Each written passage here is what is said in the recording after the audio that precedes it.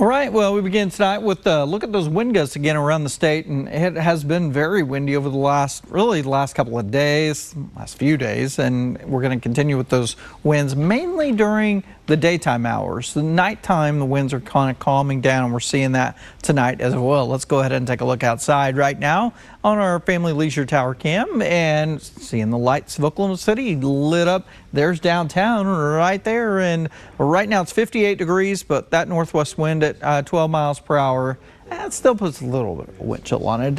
Annular eclipse tomorrow, so what do you need to know about that? I'll show you in just a moment. Strong winds again continuing mainly during the daylight hours, and we will have another cold front after we warm up some next week.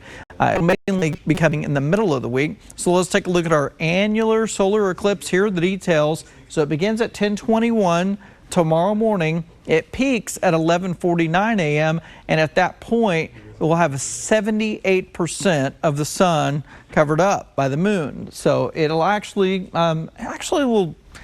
it's going to get darker than what it even did whenever we had the total solar eclipse back in 2017. So, and then it ends at 1:23 p.m. So just before noon, that's when you'll have that peak. And if you want to use eye protection, don't forget that. You're not going to be able to go out and just look at it with the naked eye. You're going to have to use some eye protection to do that. Or you can use some of the, like where you use like a colander. I think somebody mentioned that. You can look at it through the leaves of trees and see the reflection there. So the cloud cover is what we're going to have to watch out for. Here's 10:28 this morning. It's the latest data, and it's still showing clouds, Ponca, Enid, Alva, Stillwater, and into parts of Oklahoma City as well. So do they hang on? Well, they looks like kind of break up a little bit by the time we get into that peak time around 11:50 a.m. But then we also continue with the cloud cover, though, further to the east. So Seminole, Chandler, Stillwater, Ponca.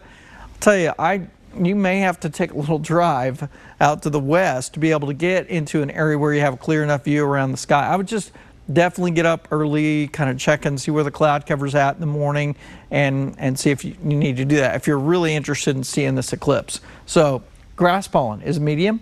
Weed pollen is high. Tree and mold spores are medium right now. So we've seen a little bit of improvement in the mold spore count. Otherwise, it's the same as it has been all week. 40s in the panhandle, but most areas still in the 50s right now. Got a few areas still in the 60s. Lows for tonight, they will get chilly, especially compared to where they've been lately. 30s in northwestern Oklahoma, 45 right here in OKC. Most areas will be in the mid 40s here in central Oklahoma. 38 though in the morning on our feels like forecast. And the warmest it'll feel tomorrow is 62 during the afternoon. So yeah, plan on that wind being a bit of a factor. Should be a nice weekend though. We're not looking for any precipitation at all. 64 here in OKC, 71 in Lawton, 72 in Altus. We still do need the rain, but at least for outdoor activities and things like that, it's going to be dry and should be good. So feels like temperatures again in the 30s tomorrow morning, low 60s tomorrow afternoon, 40s going into Sunday morning, and then 50s on Sunday. I think it'll actually even feel a little bit cooler on Sunday.